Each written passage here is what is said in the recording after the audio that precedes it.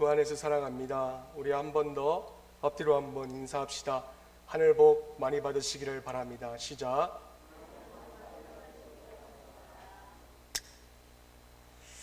이다은 자매가 어딨나요? 네, 너무 잘해주셨어요. 이다은 자매, 내가 칭찬해 주기를 원해요? 아니면 하나님의 나라에 가서 하나님의 상급을 받기를 원하세요? 원하는 대로 내가 해드릴게요. 어디 있죠? 이다은 자매. 원하는 대로 내가 해드릴게요. 내가 칭찬해 주기를 원해요? 아니면 하나님께 상급 받기를 원하세요?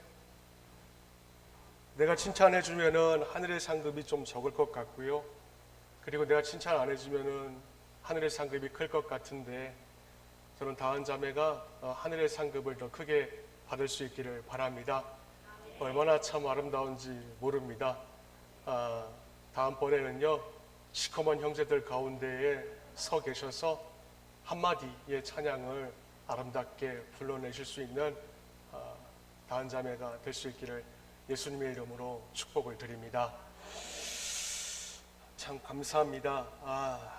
얼마나 분위기가, 찬양대 분위기가 얼마나 좋은지 몰라요. 예.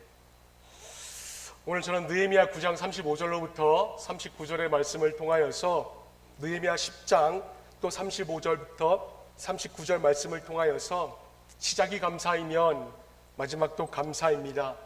시작이 감사이면 마지막도 감사입니다 라는 제목으로 이제 한 주간 제가 연구한 것을 여러분과 함께 나누어 드리도록 하겠습니다.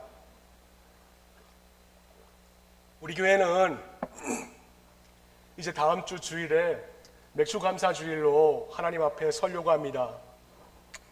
저는 청소년 시절부터 이렇게 해마다 맞는 맥주 감사절이지만은 사실 제가 목사가 되기 전까지는 이 교회에서의 절기에 대하여서 목사님께서 말씀을 전하실 때마다 제 속에서는 늘 딴 생각이 굉장히 많았습니다. 목사가 또 헌금 거두려고 그러는 거구나. 목사가 저렇게 또 돈 욕심이 많으니까 이제 저 교회는 썩었구나. 다른 교회로 가버리자. 이런 생각을 가졌던 적이 참 많았습니다. 근데 이런 생각을 갖다가 저에게 질문이 한 가지 생겼어요. 그게 뭐냐면은 어느 한 목사만이 이렇게 절기에 대하여서 강조를 한다면은 제가 목사가 되기 전까지 그 돈 욕심에 대하여서 그렇게 교회와 목사가 갖는다라고 해서 치부를 해도 그만이고 또 교회를 떠나면 그만입니다. 근데 제가 배웠던 모든 신학교의 교수든지 간에 또 목사님이든지 간에 다 이 절기에 대하여서 강조를 하고 있다면은 뭔가 여기에 좀 다른 뜻이 있지 않겠나, 그런 의문점이 들었습니다. 여러분 그렇지 않습니까? 아니 우리나라 명절도 지키기 힘들잖아요. 우리나라 명절도 지키기 힘든데 아니 다른 나라 명절까지 지키라고 말씀을 하십니다. 또 절기도 그냥 우리가 마음으로만 이렇게 감사를 표현하면 되지, 아니 왜 살기도 이렇게 힘든데 하나님께서 또 많은 목사님들이 또 신학교에서 그 교수들이 살기도 힘든데 절기헌금도 11조만큼 내라고 하는 건가? 좀 이거 너무 좀 비성경적이지 않는가? 이상하다.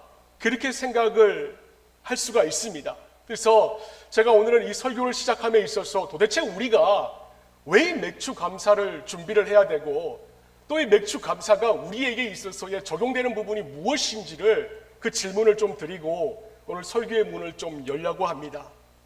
여러분 맥주 감사 주일이 여러분과 무슨 상관이 있습니까? 또 하나님께서 내 인생의 주인이시라는 것을 여러분 우리가 어떻게 표현하면 좋을지 여러분 우리는 그 해답을 갖고 계십니까? 여러분 이스라엘에는요 3대 절기가 있습니다. 여러분들이 잘 알고 있듯이 애굽에서 종살이를 하였지만은 하나님께서 자신들의 주인이 되어서 출애굽하게 해주셨다는 것을 잊지 않기 위하여서 이스라엘은 가장 중요하게 여기는 유월절 절기가 있습니다. 그게 첫 번째 절기예요.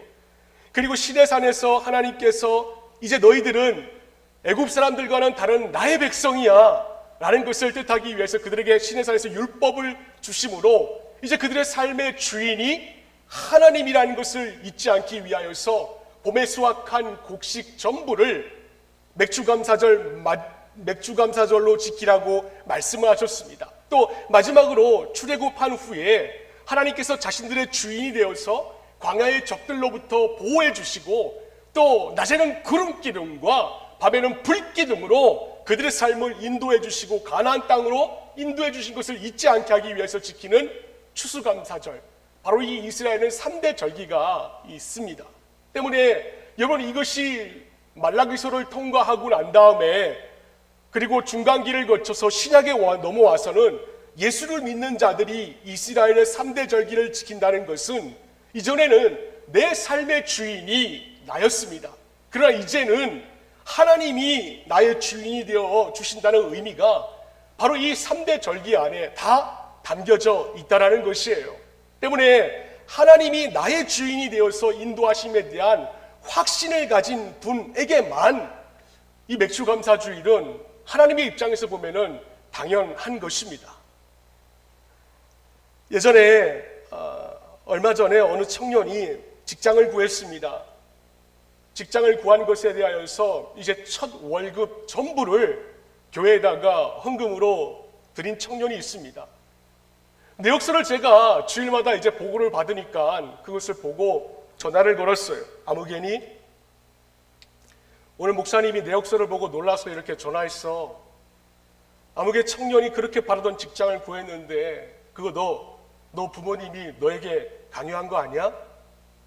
만약 강요해서 그 청년이 하나님께 드린 것이라면은 제가 그 금액을 돌려주려고 하였습니다. 근데 그 청년이 저에게 이렇게 답을 하는 것이었어요. 아닙니다, 목사님. 부모님이 시켜서 그런 것이 아니고 제가요 기도하던 중에 마음에 있어서 부모님에게 물어보았더니 부모님께서 하나님께서 감동 주시는 대로 하라고 하셔서 제 첫 월급 전부를 드린 것이에요. 또 드린 것보다 하나님께서 제 인생을 책임져 줄 확신이 저에게 있어요. 통화를 끊고 났습니다. 통화를 끊고 나서 목양실에서 제가 가만히 앉아 있었습니다. 가만히 앉아 있으면서 제가 그 청년에게 참 어리석은 질문을 했구나. 내가 참 목사인 것이 참 부끄럽구나. 얼마나 그 질문을 했던 것에 후회를 했는지 아직까지 제 마음에 잔존해 남아 있습니다. 왜냐하면은 여러분, 그 청년은 하나님께서 자신의 필요 부분을 채워주실 것이라는 그 믿음의 확신이 그 20대 청년에게 있었던 것입니다.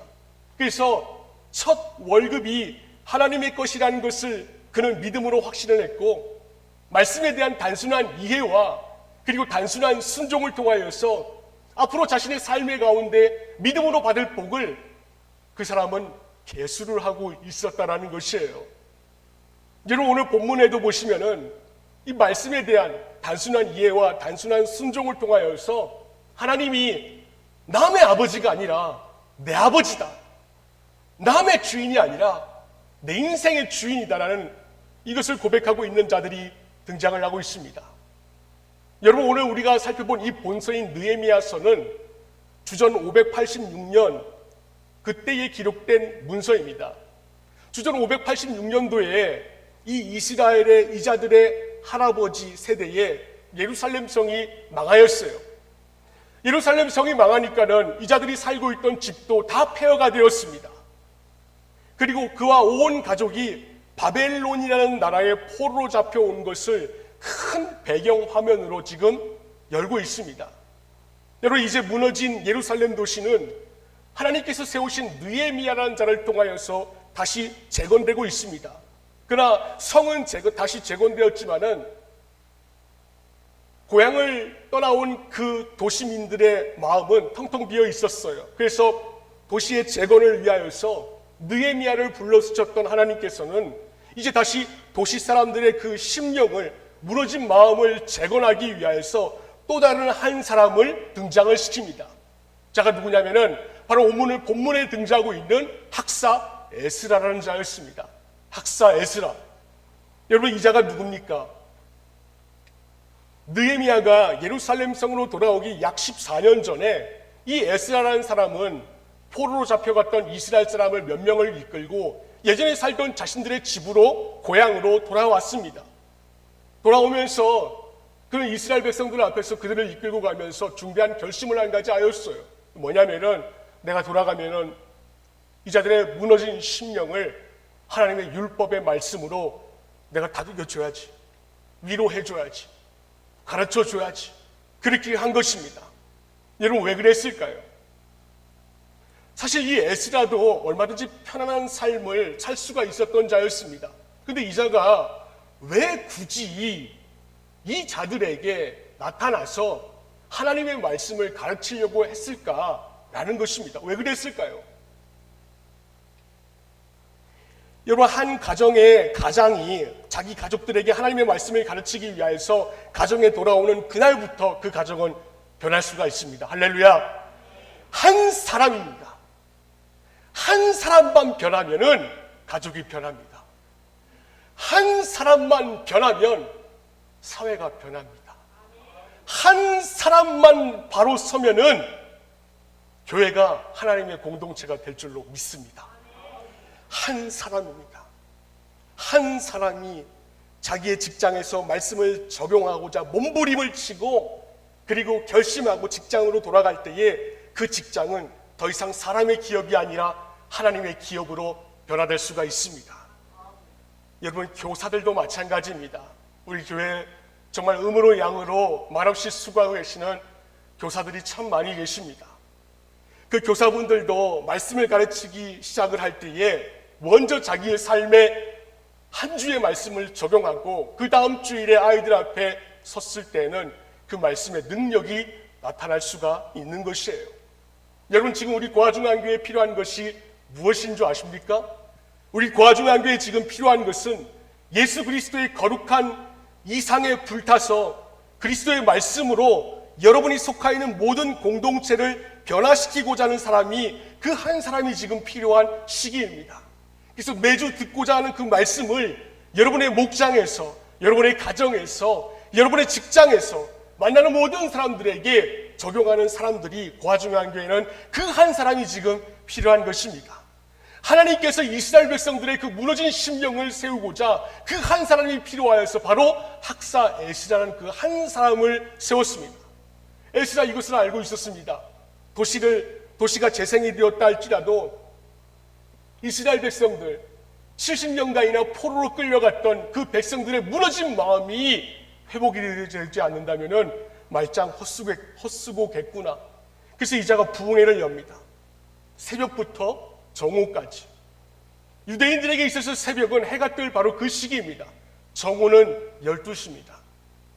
6시간 동안 남자 여자 무릇 알아들을 만한 자들은 다 에스라 그 한 사람의 말에 귀를 기울였습니다. 여러분, 기억하시기를 바랍니다. 오늘 설교 듣는 내내 말입니다. 뭐냐면은 지금의 설교처럼 말씀을 현대에 끌고 와서 그들의 삶 가운데 적용한 것이 아니라 그냥 이 학사 에스라는 하나님의 율법을 봉독만 한 것입니다. 읽은 것만이에요. 6시간 동안 말입니다. 근데 재미있는 반응이 무엇인 줄 아십니까? 6시간 동안 학사 에스라의 입에 귀를 기울인 그 자들의 반응입니다. 여러분, 그 자들의 반응이 어땠을까요? 9절 말씀 우리 다 함께 한번 읽어봅시다. 시작. 모두 울었습니다. 여러분, 저 모두라는 단어에 누가 포함이 될까요? 남자만 개수가 될까요? 아닙니다. 저 모두라는 단어에는 그 당시에 있는 수문학 광장에 모여있는 이스라엘 백성들, 모든 남녀, 노, 소 모두가 다 포함이 되어 있어요. 우리 교회 아이들부터 시작하여서 청년들, 장년들, 연세가 지긋한 70세 이상의 어르신들이 다 거기에서 6시간 동안 학사 에스라의 율법책에 봉독하는 그 말씀에 귀를 기울이고 있다는 것입니다. 더군다나 여러분 5절 말씀에 보니까 이와 같이 나와 있습니다. 에스라가 책을 펴면 백성들은 모두 일어섰다라고 하였습니다. 모두 일어섰다. 그러니까 제가 보기에 이 자들은요, 사람이 아닙니다. 사람이 아니에요. 어떻게 사람이 6시간 동안 여러분 한 자리에 그렇게 서 있을 수가 있을까요? 또 여러분 어떻게 6시간 동안 남녀노소가 6시간 동안 하나님의 율법의 말씀에 귀를 기울일 수가 있을까요? 지루했을 것입니다. 난리가 났을 것입니다. 현대인들 같은 경우에는. 그런데 6시간 동안 그 아이들은 부모의 손을 잡고 에스라가 율법책을 낭독할 때 다 일어났습니다. 졸지도 않았어요. 그리고 모두가 다 함께 그 하나님의 율법의 말씀을 들을 때에 울 수가 있었습니다. 여러분, 이게 가능할까요? 어떻게 이게 가능할까요? 답은 딱 하나입니다. 말씀의 거울 앞에 자신들의 모습을 비춰보니까 자기의 죄악된 모습이 발견되었기 때문입니다. 여러분, 그들이 바벨론의 포로로 끌려갔을 때도 이들은 늘 한 가지 질문에 시달렸던 자들입니다. 우리가 하나님의 백성들 맞아? 하나님께서 우리를 지켜주신다고 했는데 그 하나님 거짓말쟁이 아닌가? 신뢰할 수 없다. 도대체 하나님 살아계신 분 맞는가? 살아계신 분 맞다면 우리를 70년 동안이나 이렇게 포로로 끌려가게 만들 수 있는 것인가? 그러면서도 우리에게 예배를 원해? 백성들이 그 한 가지 질문에 바벨론에서 포로로 끌려가면서도 그 질문에 시달렸던 자들이었습니다. 70년 만에 집에 돌아와 보니까 가족들과 추억이 그렇게 많았던 집은 완전히 폐허가 되었습니다. 70년 만에 집에 들어오니까 자녀들과 함께 추억이 고스란히 쌓여있던 안방은 이제 짐승들의 거처가 되고 말았습니다. 그래서 이들은 하나님 살아계신 것 안 맞다, 틀리다, 하나님은 존재하지 않는다. 아무리 우리가 이성적으로 생각해봐도 하나님은 논리정연하게 서 있는 분이 아니시다. 이게 해결되지 않는 이 한 가지 질문이 이 자들을 끊임없이 괴롭히고 있었습니다. 근데 에스라가 읽어주고 있는 그 율법을 들으니까는 자신들에게 지금 벌어진 이 70년의 모든 상황은 하나님께서 문제가 아니라 바로 자신들의 문제라는 것을 깨닫게 되었습니다. 여러분, 그게 무엇일까요? 그것은 그들이 출애굽을 통하여서 이제 하나님께서 자신들의 주인 되어 주심의 유월절, 그리고 지금까지 과거에는 무법으로 살아왔지만 이제 신의 산에서 하나님께서 주신 그 율법을 주심으로 이제 더 이상 우리는 무법자가 아니라 하나님의 주인 되어 주심의 맥추감사주일, 힘든 광야의 인생에도 하나님의 주인 되어 주심으로 가나안 땅까지 인도하신 것을 상징하는 추수감사주일, 이 모든 하나님의 주인 되어 주심을 지금까지 이 자들은 망각하고 있었다는 것을 알게 된 것입니다.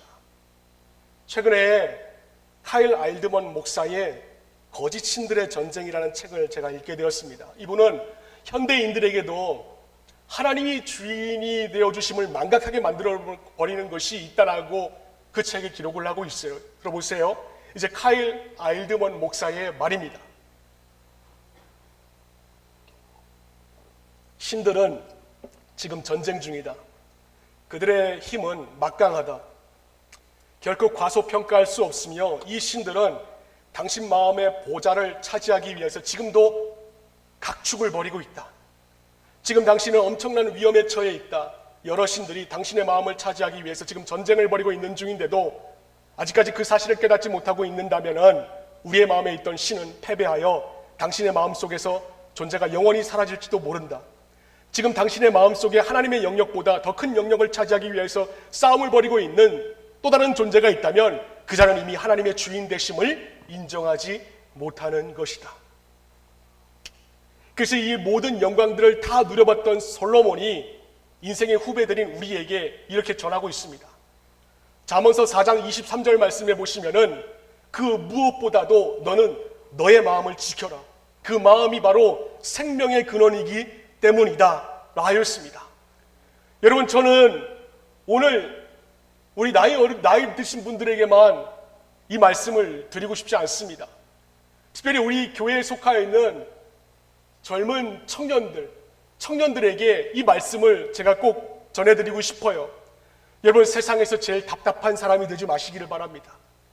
세상에서 제일 답답한 사람은 한 발은 하나님께 걸치고 다른 한 발은 세상에 딛고 있는 자입니다.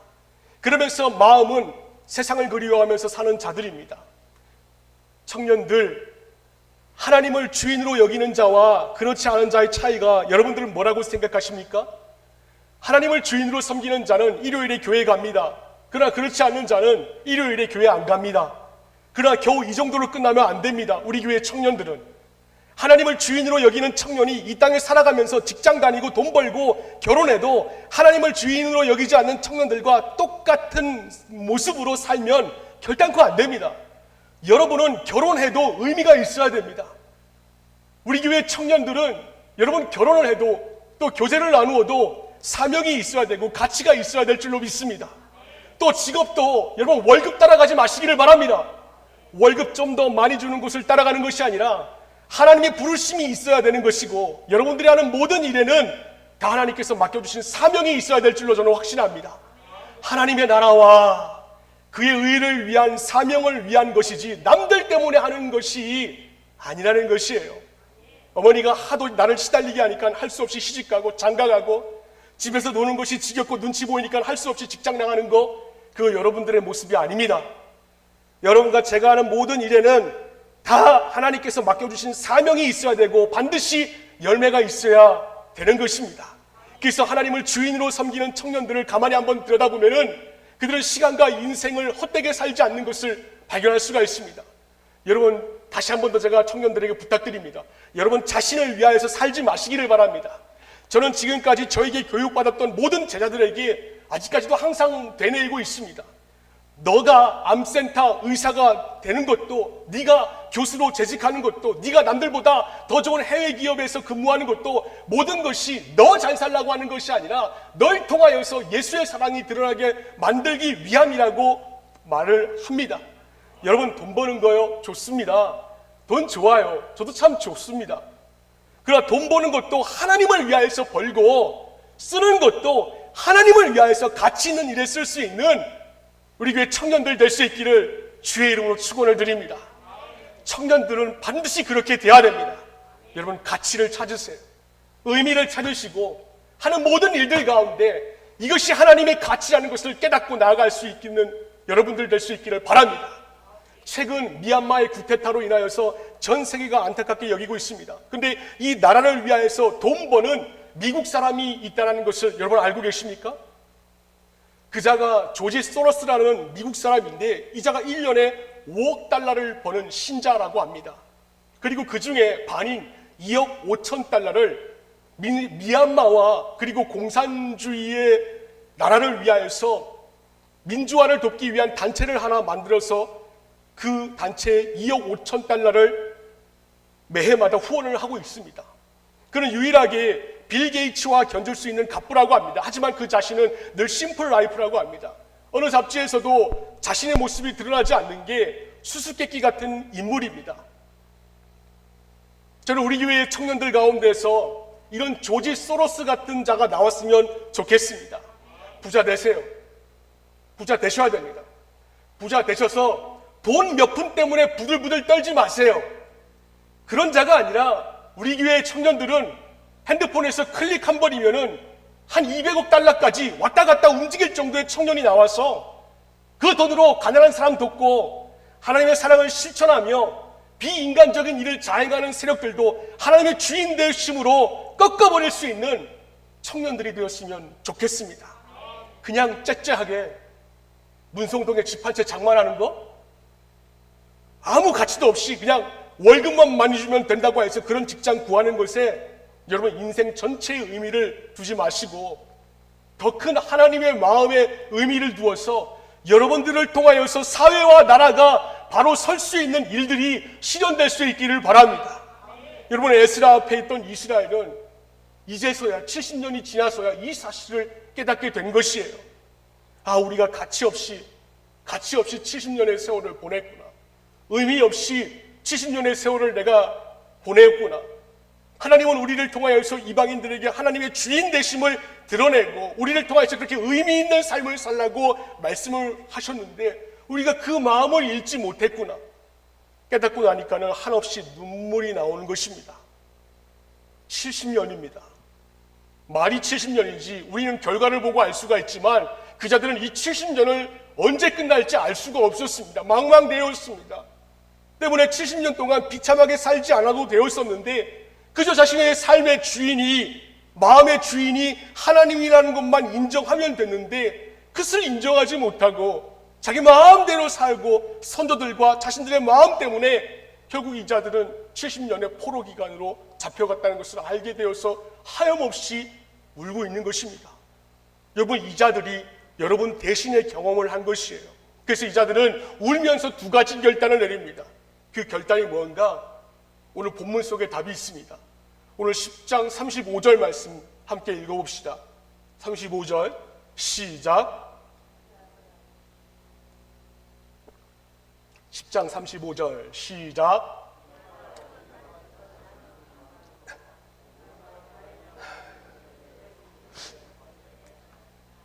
또한 이어 37절 말씀 우리 함께 읽어봅시다. 시작.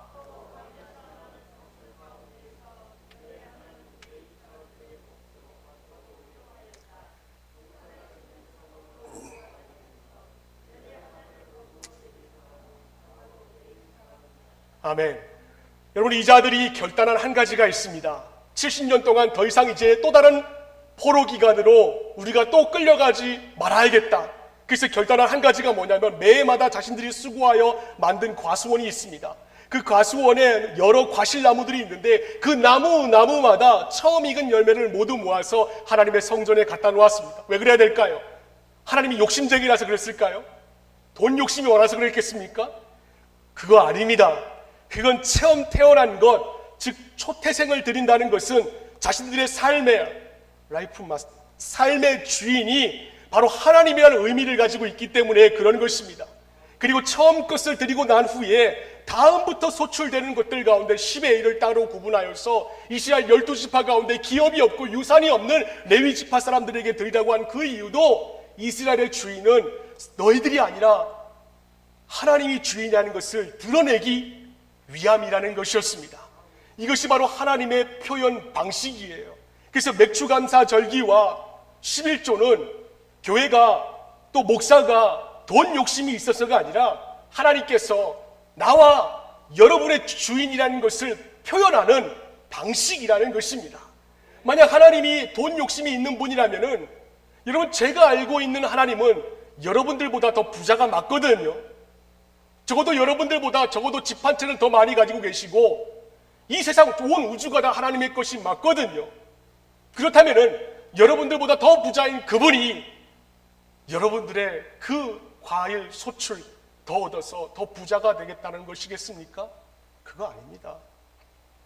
첫 열매와 10인조 전액을 한 푼도 양보 못하셨을 것입니다. 만약에 하나님이 욕심쟁이라면.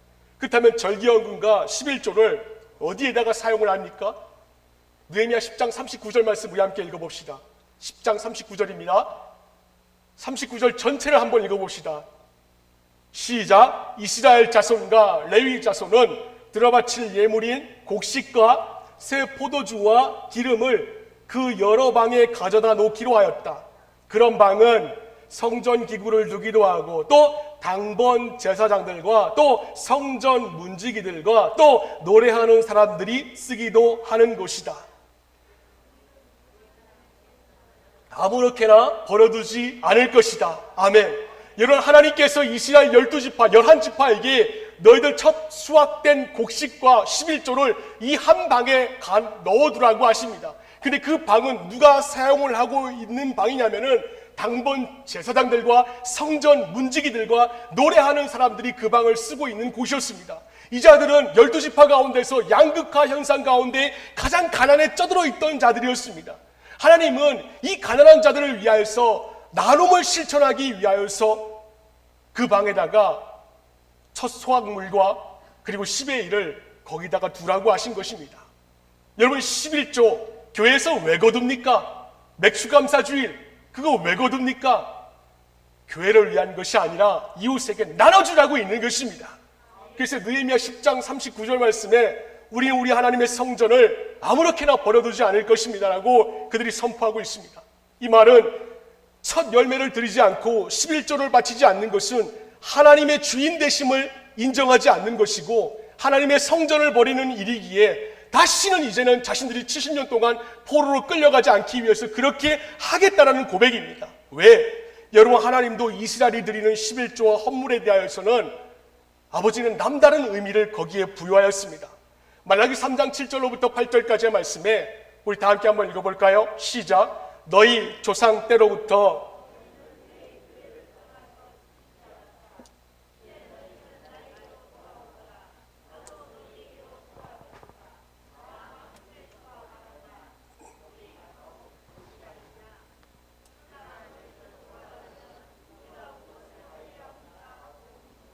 사람이 하나님의 것을 훔치면 되겠느냐?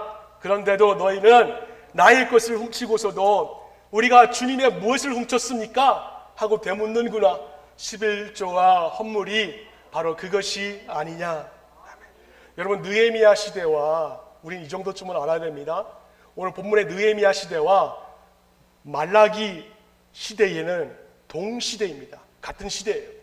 주전 445년이기에 같은 시대에 있는 민족들을 향하여서 기록한 하나님의 말씀입니다.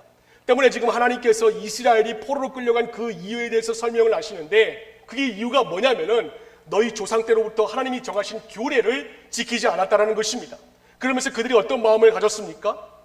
그들은 우리가 주님의 무엇을 훔쳤습니까? 그렇게 되물었습니다. 그러시면서 말씀하시는 것이, 하나님께서는 딱 두 가지, 11조와 헌물이 바로 너희들이 나에게서 훔쳐간 그것이다라고 딱 지정을 해놓고 계십니다.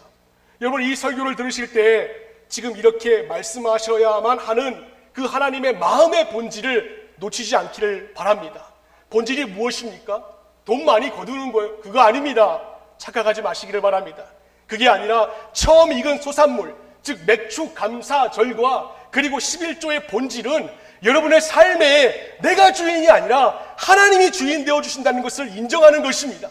그리고 이것이 맥주 감사주일의 헌물이고 11조의 본질적인 마음이라는 것이에요. 그럼 한 가지 생각해 볼 질문을 여러분들에게 드립니다. 다른 건 안 됩니까? 다른 건 안 되냐는 거예요. 얼마든지 여러분, 소득이 없는 분들은 어떻게 하면 좋겠습니까? 아니, 사랑의 하나님이시라면서요. 얼마든지 하나님의 편에서는 곡물의 첫 소산물, 또 곡식의 10분의 1 이것 말고 다른 방식으로 하나님의 주인 되어주심을 인정하라고 하시면 여러분 안 될까요? 예를 들어서 그들의 노동력은 어떻습니까? 광야에서 잔뼈가 굵은 자들이었기 때문에 약속하신 땅에서 농사를 짓는다는 것은 이들에게 몇 배의 노동력을 원하는 것이었기 때문에 하나님께서는 이 자들에게, 얼마든지 돈이 없는 자들에게는 노동력도 말이 될 수가 있었습니다. 왜냐하면 없는 사람은 몸을 통하여서라도 하나님의 주인 되심을 인정할 수가 있는 것, 여러분 그거 아닙니까? 아니면은 꼭 매월 10분의 1로 표현하는 것 말고 그냥 1년에 한 번 드리는 속죄제나 아니면 간단하게 이렇게 번제나 또 감사 제사로서 여러분 얼마든지 그들의 마음을 표현할 수 있지 않겠습니까? 왜 꼭 굳이 하나님은 소득의 10의 1을 갖고 오라고 말씀을 하시는 거냐라는 것이에요. 왜 그렇습니까? 이것을 묵상하다가 얻은 답은 딱 하나입니다. 이거 하나님의 주인 되어주심에 대한 믿음의 확신이 나에게 없으면은 이거 못하겠구나, 이 생각이 저에게 들었어요. 왜 그런가? 이제 그 이유를 제가 말씀드리겠습니다. 첫 것을 드린다는 것은요, 여러분 기억하지 않으면 놓치기 쉽습니다. 첫 열매는 반드시 하나님께 드려야 된다는 생각 없이 살다가 아무렇지 않게 우리는 그 첫 것을 먹어버리게 됩니다. 이건 그 다음번 수확 시기에 드려도 소용이 없습니다. 왜냐하면 그 다음은 이미 첫 것이 아니기 때문에 그렇습니다. 상상해 보시기를 바랍니다. 이스라엘 백성들이 40년 광야 생활 끝에 자신들의 손으로 처음 농사를 지어서 첫 수확을 거둔 것입니다. 그러니까 여러분 얼마나 그 감격이 컸을까요? 나달이 달린 이삭을 들고는 지금까지 자신들의 가족을 위해서 손수 한 번도 일해본 적이 없는 자들입니다. 그런데 지금 자신들의 가족을 먹여 살리기 위해서 토지에서 자신들이 땀방울을 흘려서 첫 수확물을 얻었습니다. 그 순간 집에서 기다리는 딸, 집에서 기다리고 있는 배우자, 집에서 기다리고 있는 부모님의 얼굴이 자신들의 마음 가운데 어른거리지 않았을까요? 이거 가져가면은 내 자녀들, 내 새끼들 먹일 수 있을 텐데, 이거 가져가면은 우리 가족 한 달치 먹을 식량인데. 근데 하나님은 말씀하십니다. 너희는 나에게로 돌아오너라. 그러면 나도 너희에게로 돌아가겠다. 나 만군의 주가 말한다. 그러나 너희는 돌아가라면 우리가 무엇을 하여야 합니까? 라고 묻는구나. 사람이 하나님의 것을 훔치면 되겠느냐? 그런데도 너희는 나의 것을 훔치고서도 우리가 주님의 무엇을 훔쳤습니까? 라고 되묻는구나. 11조와 헌물이 바로 그것이 아니냐. 때문에 첫 열매를 드린다는 것은 여러분 돈을 드린다는 것이 아니라 마음을 드리는 것입니다. 저는 여러분 눈물겨운 그 첫 헌금을 놓고 기도해 본 적이 있습니다. 그게 마지막 재산이었습니다. 그분은 그게 마지막 재산이었는데 그 재산을 다 바치고 그렇게 헌신하는 분들의 모습을 볼 때에 공통점이 하나 발견되는데, 그 뭐냐면은 그들의 형편이 대부분 너무 가슴 저리는 헌신이 있다라는 것이었습니다. 때문에 첫 것을 드린다는 것은 그냥 헌금이 아닙니다. 그것은 자신의 신앙 고백이고 예수님을 향한 자신의 마음의 사랑의 고백이었습니다. 때문에 첫 열매 감사와 11조는 하나님이 자신의 주인 되어주시고 그 주인이 내 삶의 주인이라는 우리의 믿음의 표현인 것입니다. 할렐루야! 그리고 진정한 믿음은 마음에 있는 것을 드릴 줄 아는 믿음입니다. 여러분, 상대방에게 표현한다는 것은 그분을 존중한다는 의미를 가지고 있습니다. 여러분, 존중이 무엇입니까? 존중은 내 상황이 아니라 다른 상황에 마음을 쓰는 것이 바로 존중입니다. 새로 전학 온 아이에게 안녕 말하는 것과 똑같은 것이 존중입니다. 안내데스크 앞에 잠깐 멈춰서서 안내원에게 좋은 아침입니다 라고 말하는 것이 존중입니다. 그리고 존중은 이어폰을 빼고 지하철 안에 동승자들에게 가볍게 목례하는 것, 그게 바로 존중입니다. 때문에 존중이라는 것은 교회에 처음 나온 사람이 어색하지 않도록 그를 반갑게 맞아들이는 것, 바로 이게 존중입니다. 여러분, 지금 하나님께서 이스라엘 백성들에게 첫 소산물과 10의 1을 통하여서 바라시는 것, 바로 딱 이거 존중입니다. 너희들이 날 아버지를 존중하는가? 아니면 존중하지 못하는가? 사무엘상 2장 30절 말씀에 보시면 하나님께서 이스라엘 백성들에게 이와 같이 말씀하십니다. 이제는 네가 나를 존중하는 사람들만 존중하고 나를 경멸하는 자들은 수치를 당하게 할 것이다. 나 주의 말이다 라고 하셨습니다. 하나님은 나를 존중하는 자를 존중히 여기고 나를 업신 여기는 자는 똑같이 업신 여긴다라고 말씀하셨습니다. 팀 켈러 목사님이라는 분이 저술한 내가 만든 신이라는 도서에 보시면 이런 기록이 있습니다. 사람들은 종종 목사인 나를 찾아와서 연소득의 10%를 헌금하는 11조에 대해서 묻는다.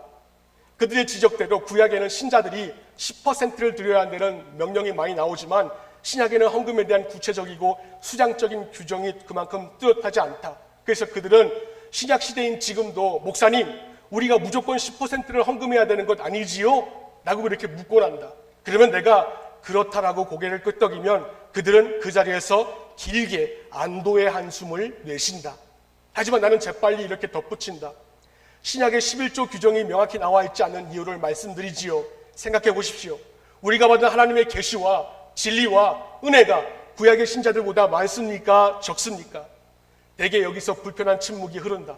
우리가 그들보다 은혜의 빛을 더 줬습니까? 덜 줬습니까? 예수님은 우리를 구원하려고 자신의 목숨과 피를 여러분들에게 10분의 1만 주셨습니까? 다 주셨습니까? 기독교 신자에게 11조란 최소한의 기준이다. 구약의 신자는 하나님이 그들을 구원하시려고 행하신 일을 우리보다 훨씬 적게 알았다. 그런 그들보다 우리 헌금 비율이 낮아서야서는 결코 안 될 일이다. 여러분, 그렇다면 우리가 무엇으로 하나님을 향한 존중을 표현할 수가 있겠습니까? 본문으로 돌아가도 하나님의 존중의 표현은 헌물과 11조이고 예수님도 너희의 재물이 있는 곳에 너희의 마음이 있다라고 말씀하셨습니다. 여러분, 분명히 합시다. 하나님은 여러분의 돈 원하시는 거 아닙니다. 돈을 바라보고 돈을 생각하는 여러분의 마음을 원하십니다. 여러분의 돈을 바라볼 때 돌같이 여긴다. 그러면 돈을 들여도 됩니다. 마음이 중요한 것입니다. 그래서 맥주 감사절기를 지키는 것은 법이 아닙니다. 시작하여서 처음의 시작부터 하나님의 주인 되어주심과 당신을 향한 사랑과 감사와 존중을 표현하라는 것입니다. 왜? 그래야 마지막 추수감사절 때도 그 엄청난 수확물로 인하여서 여러분들에게 입술 가운데 감사가 끝나지 않을 수 있기 때문에 그렇습니다.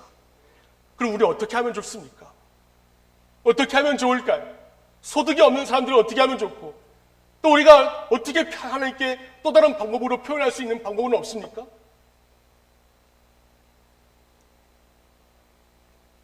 어떻게 해야 처음에 맥주 감사가 추수 감사주일까지 감사로 이어질 수 있을까요? 답은 딱 하나입니다. 그냥 단순하게 사세요. 그냥 단순하게 사시면 됩니다. 얼마나 여러분들이 성경에 대해서 얼마나 해석을 하고 공부를 한다 할지라도 말씀은 말씀입니다. 단순하게 그냥 하라는 대로 하면 되는 것입니다. 왜 그런지 아십니까? 의지적으로라도 표현하는 행위 속에 여러분 그분의 능력이 내포되어 올 수 있기 때문에 그렇습니다. 여러분은 어떨런지는 모르겠지만요, 저희 가정은요, 애들에게 자기 전에 항상, 저는 안 그럽니다. 제 아내가 너 양치질하고 와, 양치질하고 자, 그렇게 말하면 아이는 왜 내가 자기 전에 양치질을 해야만 되는지, 양치질을 할 때 내 이빨에 어떤 과학적 논리가 형성이 되고 어떻게 충치가 발생하지 않는지 거기에 대해서 생각하지도 않고 따지지도 않습니다. 그럴 필요도 없어요. 그냥 양치질하고 자면 되는 것입니다. 혹 아이들이 양치질을 왜 해야 돼요? 아침에 했는데 또 해야 돼요? 점심에 했는데 또 해야 됩니까? 이렇게 묻는 아이들이 있다라고 할지라도 과학적으로 설명하실 부모는 한 분도 안 계십니다. 그냥 대부분의 부모는 양치질하고 자! 얼른! 이렇게만 말씀하십니다. 여러분, 이게 설득은 아닙니다. 명령입니다. 그러나 분명히 하자고요. 그 안에 담겨있는 부모의 심정이 어떤 의미입니까? 이빨 썩으면은 내 이빨 아픈 게 아니라 네 이빨이 아프게 되니까 후회하지 말고 빨리 이 닦고 자. 이게 부모의 마음이 아닌가요? 마찬가지입니다. 마찬가지예요. 첫 열매를 드리는 것도 10의 1을 드리는 것도 여러분 하나님을 위해서 드리는 건 아닙니다. 그것을 드리는 본인을 위해서 드리는 것이에요. 확실한 거 한 가지만 짚고 넘어가자고요. 하나님이 여러분보다 더 부자입니다. 그렇지 않습니까? 하나님이 권사님보다 더 가난합니까? 하나님이 더 부자세요. 여러분이 가지고 있는 것에 비하면 그분이 가진 것은 천지만물입니다. 심지어 여러분의 목숨도 다 그분의 것 아닙니까? 딱 새끼손가락 있잖아요. 하나님의 새끼손가락, 이거 다 구부릴 필요도 없습니다. 그냥 까딱 안 하셔도 됩니다. 그냥 손톱 있는 부분이 있지 않습니까? 하나님께서 그 손톱 있는 부분 딱 한 번만 잠깐 이렇게 흔들어도 우리의 목숨은 끝납니다. 제가 증인이거든요. 세상의 모든 것이 다 그분의 것인데 우리가 드려봤자 그분이 우리에게 주신 것에 비해서 얼마나 그분에게 도움이 될 수 있다라고 여러분 생각하십니까? 때문에 분석하지 마세요. 분석하여서 완전한 논리를 만들지 못할 거면은 그렇지도 못하면서 분석하려고 하지 마세요. 우리의 조그만 두뇌로 여러분 어떻게 광대하신 하나님을 다 이해할 수 있겠습니까? 때문에 그냥 단순하게 말씀이 하라 그러면 하면 되는 것이고, 하지 말라 안 하면 되는 것이고, 해라 하면 되고, 가라 하면 됩니다. 왜 그런 줄 아십니까? 여러분이 지금까지 받은 복 한번 세어보세요. 오늘 댁에 가셔서 A4 용지 꺼내놓으시고 한 가운데는 선을 하나 그은 다음에 좌측에는 내가 받은 복을 지금까지 계수해 보세요. 어떻게 은혜를 받았는지. 또 오른쪽에는 손익분기점을 한번 잡아보시기를 바랍니다. 어떻게 내가 하나님을 믿어서 몇 가지나 손해를 보았는지. 제가 단언하건대 여러분 왼쪽에 있는 하나님의 은혜가 더 많이 있을 것입니다. 그럼 어떻게 해야 될까요? 결론은 여러분들이 내시기를 바랍니다. 기도하겠습니다.